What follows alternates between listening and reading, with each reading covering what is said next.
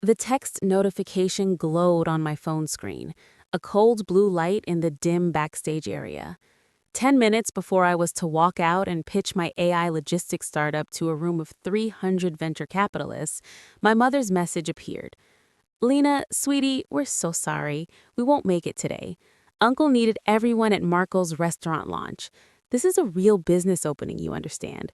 We're sure your computer thing will go fine.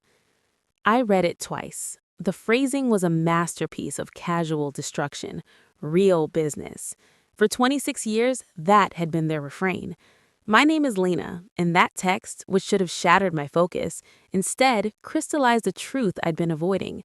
I had already succeeded. They just hadn't bothered to look. I am the founder of Axiom Flow. For 2 years, I lived on instant noodles in a shared apartment, coding through nights while my peers climbed corporate ladders. My family saw not a founder, but a wayward daughter with a hobby. My cousin Marco, 29, was the family's golden entrepreneur. He had opened a fusion tapas bar with a collective $200,000 from our parents, aunts, uncles, and grandparents. It was his third venture. The first two had collapsed within a year, but a restaurant was tangible. You could taste the food. My world of algorithms and scalability was, to them, vapor. 8 months before demo day, I had swallowed my pride and presented to them. In my parents' living room, with Marco lounging on the sofa, I showed metrics: 5,000 beta users, 3 signed corporate pilots, a clear path to revenue. I asked for $25,000 in seed funding, a fraction of Marco's backing. My uncle waved a hand before I finished. We're all in on Marco's place, Lena. It's a sure thing. My mother touched my knee. We just don't understand this app world, honey. Marco's business, we can see it. I closed my laptop. The silence was more definitive than any no. A week later, I glimpsed the family group chat. They'd forgotten to remove me. Congratulatory messages flooded in for Marco, who just received another $50,000 for renovations. My pitch wasn't mentioned. It was as if it had never happened.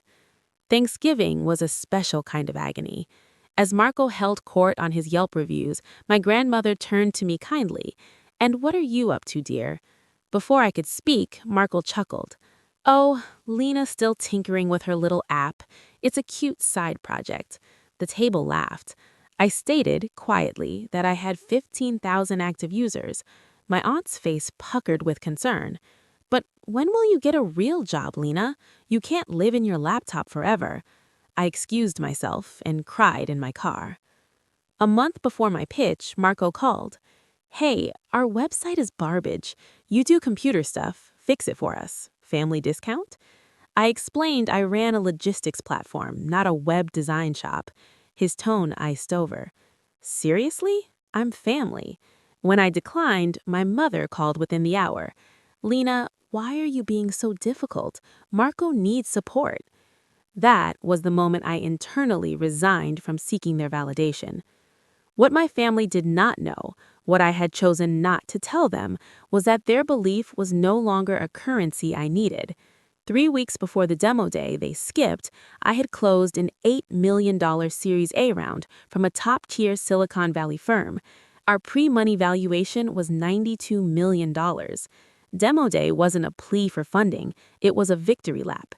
Furthermore, a Forbes editor had reached out. I was to be featured in their 30 under 30 profile, with the story embargoed until after my pitch.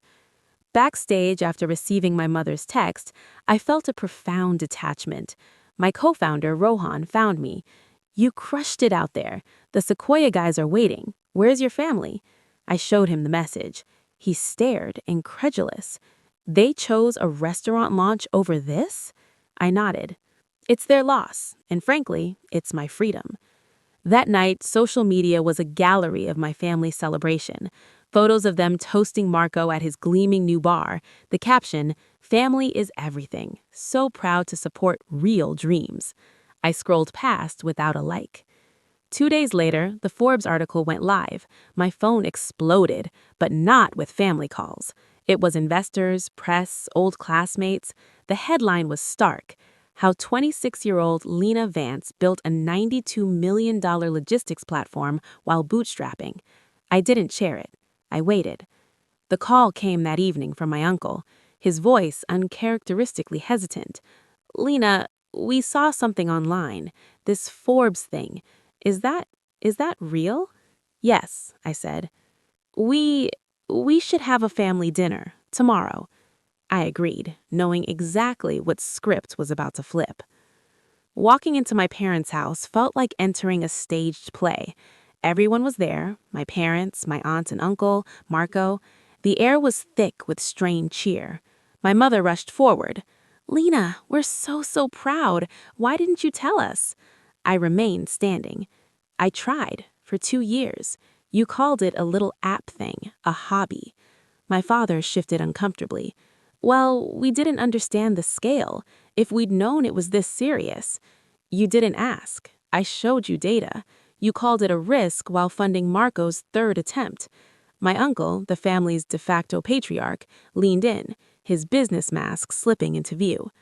"Look, we made a mistake, but we're family. We want to be part of this now. We can invest, help you scale." I almost laughed. "The round is closed, and even if it weren't, I wouldn't take your money." My aunt's voice turned sharp. "Lena, that's ungrateful. We were just being cautious. You gave Marco over $250,000 across 3 failed businesses. I asked for $25,000. You said no." Marco finally spoke, defensive. "My restaurant is doing great." "Is it?" I asked, pulling no punches. "Your health department reviews and your dwindling weekend reservations suggest otherwise." It was brutal, but the time for politeness had passed. My mother began to cry. "We're sorry, we truly are." "You're sorry you missed out, not sorry you didn't believe in me. You were invited to demo day. You chose a ribbon cutting over your daughter's pitch to Sequoia.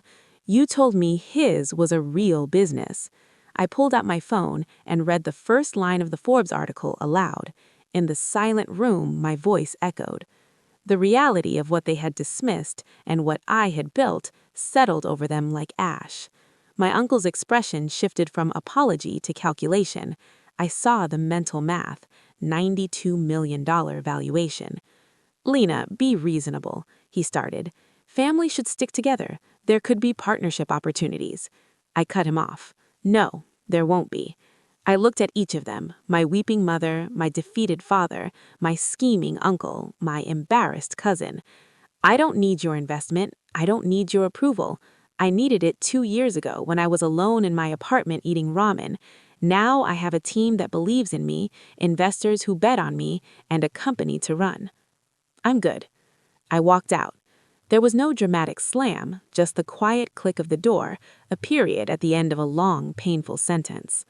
In the weeks that followed, my phone buzzed with their attempts, pleading voicemails from my dad, partnership proposals from my uncle, a terse, "Congrats, sorry," from Marco. I listened, I read, and I deleted. I did not engage. A month later, Axiom Flow hit $10 million in annual recurring revenue. Forbes did a follow-up. My aunt shared the link on Facebook with the caption, "So proud of our niece." I did not comment. The lesson was etched into my soul. Validation is not a prerequisite for success. Sometimes the most powerful fuel is the quiet, steady certainty that comes from believing in yourself when no one else does. Their absence at my biggest moment wasn't a setback. It was the final, liberating proof that I had outgrown their limited imagination. I didn't lose my family that day. I simply stopped waiting for them.